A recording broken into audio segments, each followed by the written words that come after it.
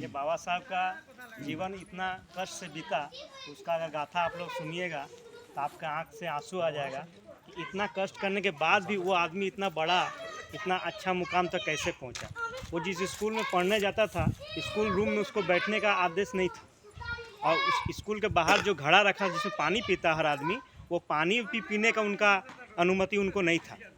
तो ऐसा वंचित, ऐसा शोषित, ऐसे पीड़ित समाज से आते हुए भी वो आज विदेश गए पढ़ाई करने, और देश का संविधान का रचयिता उनको कहा जाता है। वैसे महामानव है बाबा साहब। इसलिए बाबा साहब का गाथा को, बाबा साहब का जीवनी को हर एक युवा को जानना चाहिए। पहले समाज में जात पात में समाज को बांटा जाता था। क्यों? कि अपने आप को सर्वश्रेष्ठ दिखाने के लिए।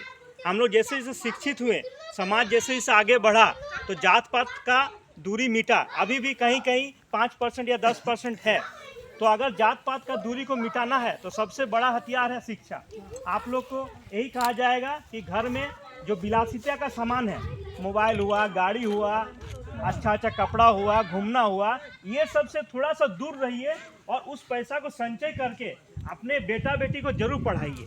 अगर पढ़ाइएगा तो ये जात पात का जो बंधन है, इस जंजीर को आप तोड़ सकिएगा। जात पात को ऐसे जकड़ दिया, जैसे मान लीजिए एक हाथी जब छोटा बच्चा था, उसको मान लीजिए कोई जंजीर से बांध दिया, तो जंजीर मोटा था, मजबूत था, तो हाथी का बच्चा तो बहुत कोशिश करता था कि हम जंजीर तो तोड़े।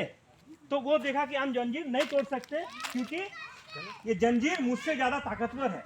लेकिन जैसे जैसे हाथी का बच्चा बड़ा हुआ, वो जंजीर उसके सामने कुछ नहीं था, लेकिन उसका दिमाग में बैठ गया था कि ये जंजीर मैं तोड़ नहीं सकता, इसलिए उसने कभी कोशिश नहीं किया।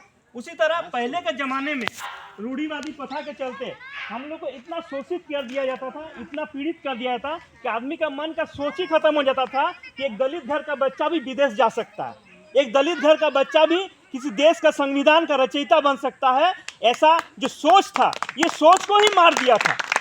जैसे हाथी का पैर का जंजीर अगर वो बड़ा होकर चाहता तो एक झटका में तोड़ देता, लेकिन उसका मन को ही ऐसे दबा दिया था, कुचल दिया था, मानसिक रूप से कुचल दिया था। तो दलित लोग यही सोचते थे कि सवर्ण लोग जो हैं या उच्च वर्ग के लोग हैं वही लोग सर्वश्रेष्ठ है। हम लोग जहाँ हैं, हम लोग सिर्फ जो काम हम लोग के लायक बना दिया गया समाज में, उसी काम के हम लायक हैं, इससे ज़्यादा लायक हम लोग नहीं है। ये हमारी मानसिकता में भर दिया था।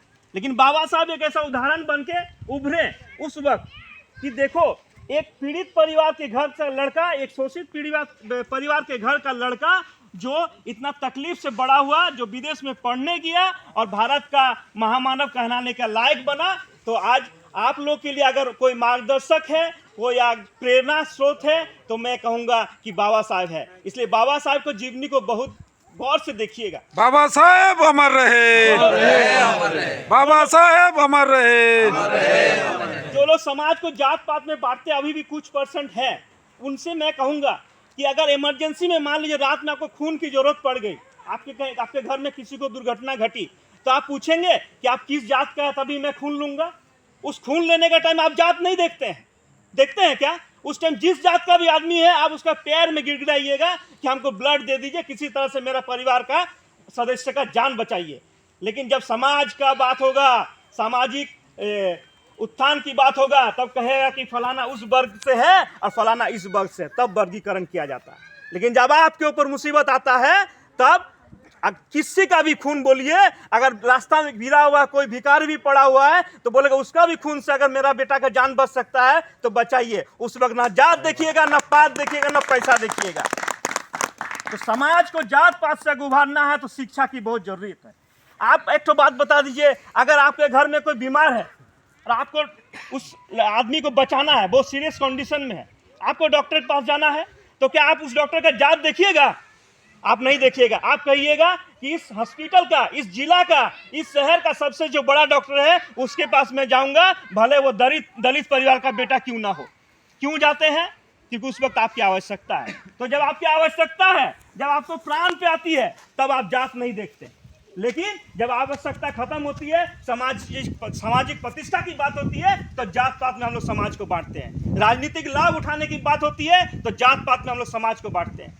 जब हम लोग कहीं पढ़ने जाते हैं, अपने बेटे को भेजेंगे कहीं पढ़ने, तो हम क्या कहेंगे? एरिया का सबसे बड़ा कोचिंग सेंटर कौन है और वो कोचिंग सेंटर में सबसे बड़ा टीचर कौन है, उसके पास आप अपने बेटे को भेजेंगे। क्यों? क्योंकि हमको अपने बेटे को पढ़ाना है। उस वक्त हम ये नहीं बोलेंगे उस शिक्षक का जात क्या है। बोलते हैं क्या, जब हम लोग किसी मुकदमा में फंसते हैं तो हम लोग क्या बोलेंगे, इस कोर्ट का, इस जिला का, ये हाई कोर्ट का या सुप्रीम कोर्ट का सबसे बड़ा से बड़ा वकील को हम ढूंढते हैं। हम ये नहीं ढूंढते हैं कि वकील का जात क्या है। जब अपने पे आती है तो जात नहीं, और सामाजिक प्रतिष्ठा के बाद आती तो जात। ऐसे जाति पात जो करते हैं, ऐसे रूढ़िवादी प्रथा को जो चलाते हैं, उन लोग को समाज से बहिष्कार करने की जरूरत है। क्योंकि अभी समाज जाग गई है, समाज शिक्षित हो गया। इसीलिए आप लोग तो कहेंगे कि एक रोटी कम खाइए, नमक रोटी खाइए, लेकिन अपने बेटा बेटी को जरूर पढ़ाइए। आप जो 1.5 लाख का बाइक दे देते हैं, 40,000 का मोबाइल दे देते हैं, महंगा महंगा कपड़ा दे देते हैं, 1,000-2,000 का जूता दे देते हैं, वो सब कम कीजिए और बोली बेटा तुम जब अपने पैर में खड़ा हो जाएगा, लायक बन जाएगा, समाज जब तुमको मानने लगेगा, तब तुम खुद खरीद लेगा ये सब सामान। अभी तुम्हारा उम्र है पढ़ने का, तुम पढ़ो। इसलिए एक रोटी कम खाइए, बार बार मैं बोल रहा हूँ। समाज को शिक्षित करना बहुत जरूरी है। शिक्षा ही ऐसा चीज है जो जात पात के अंधकार को दूर कर सकता है, दूसरा कोई रास्ता नहीं।